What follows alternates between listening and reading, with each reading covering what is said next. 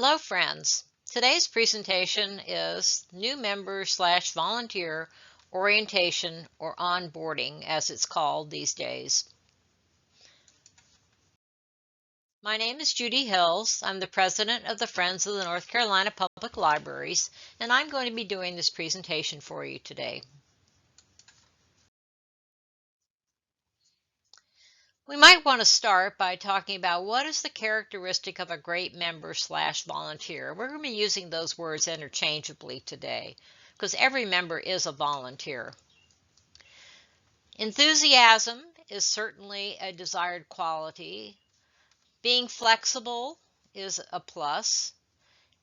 Those that have imagination and creativity are a real asset to the organization and are frequently needed to help move the organization in a new direction.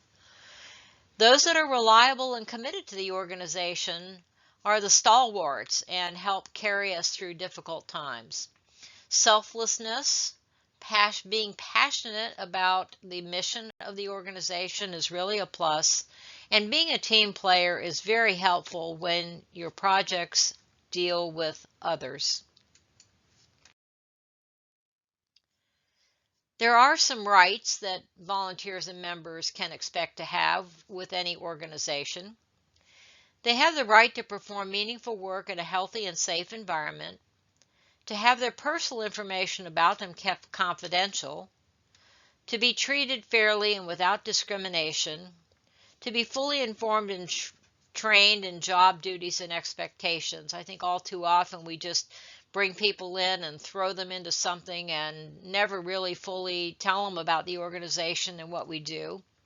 Be recognized for their contributions to the organization, and I think that's something where we also frequently miss the mark, shall we say. At the FONCPL, we have our both individual and group awards for members of FONCPL, and we rarely get any applications for those awards, and that's quite disheartening. So making sure that we recognize contributions. And also that the idea that they can provide suggestions for improvement to the organization. We often don't ask them what they think needs to be done to help us get better. Why do we want to orient a new member? The success of our groups depend on enthusiastic, informed, and prepared volunteers. There's no way around it. The best way to empower your new volunteer is through an effective organization. You've got to bring them on board.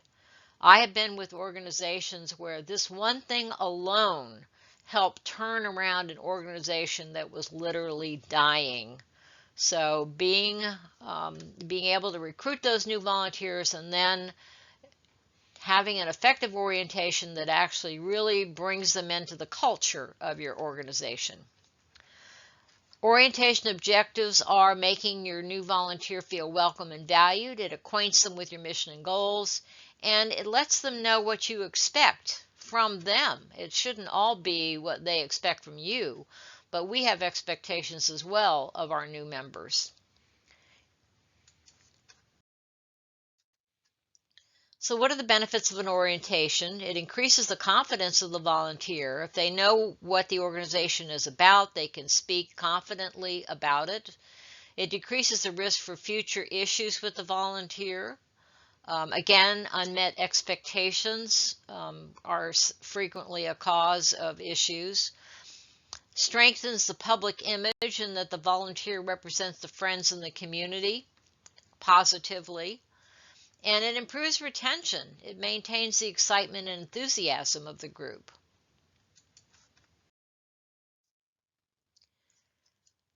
Some decisions that you need to make about your orientation or onboarding program is how formal will it be? Is it informal? If it's informal, it may lack consistently. In fact, key points may be missed because you don't have it written down. You know, one person does it one way, another person does it another way. There's just no consistency. The new member may be overlooked and not receive an orientation if it's an informal situation. If you have a formal program, it helps ensure that consistency and provides guidance to whoever conducts the orientation. If it's written down, then any number of people could do that orientation instead of it all being on one person, let's say the membership chair. So you may want to appoint a membership coordinator. You'd have to define what that role and responsibilities of that person are. And you need to consider the personality of the individual. They need to be a people person. Are you going to develop a written orientation program? Again, there's positive benefits to that for consistency purposes. And it also keeps you from preventing missing things that are essential for them to know. Do you want to develop an orientation PowerPoint? Sometimes that's an easy, quick way. You could just run through the PowerPoint, and again, that's part of helping you remember to hit all the bases. Do you want to conduct the orientation in person or virtual? Of course, in today's COVID-19 situation, who knows what it'll be in the future, but also virtual has some benefits, especially if the person doesn't live nearby, if it's a burden for them to actually physically come somewhere to be oriented. And also you need to think about how you engage that new member. So how do you make first contact? Well, having a personable member make the first contact, let's say you have, in addition to a membership chair, maybe you have someone who's responsible other than the membership chair to make that first contact. As soon as you know they've paid their dues, you've got to get on it because you don't want them to languish out there. Connect, preferably by phone. Thank them for joining. Ask them to tell you about themselves. You need to find out a little bit about them. You know, what are their life experiences? Why did they join? What are their interests? What kinds of things can they do that might be beneficial to the organization? And then briefly explain what the Friends' mission and goals are.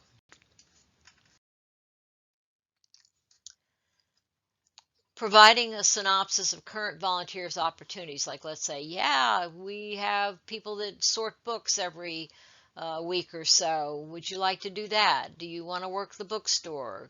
Can you stock the little free libraries? Do you want to work on the story walks? What is it that you have going on that you need volunteers to do? See what their interests are.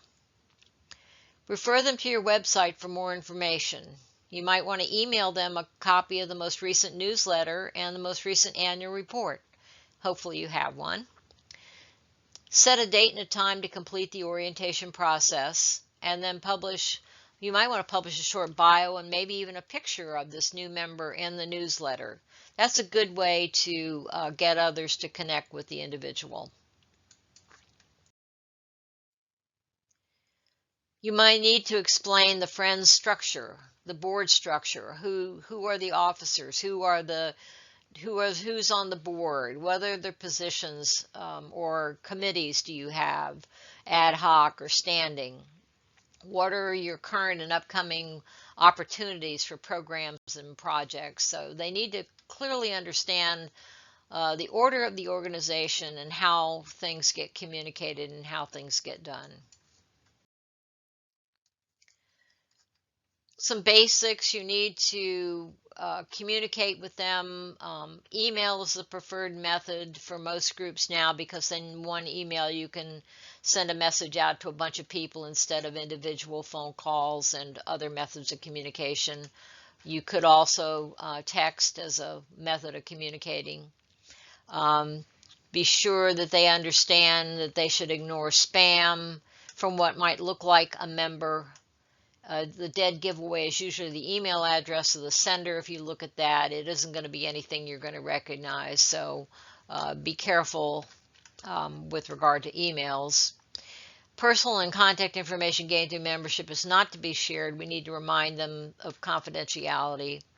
We need to explain any written manuals or guidelines and where they can be found. And we need to keep them abreast of any changes that are occurring in the organization that they need to know about.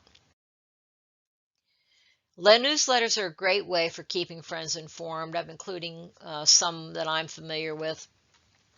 The FONCPL does a periodic newsletter.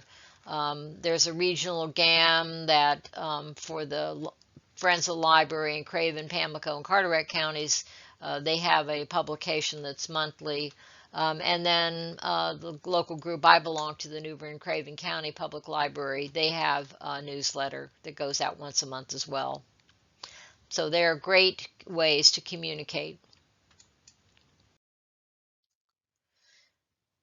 You need to find a method for getting the suggestions from the volunteers. They need to know that you're inviting their comments. You want them to give you feedback. You want them to give you their ideas. Most of them can just send an email to the president.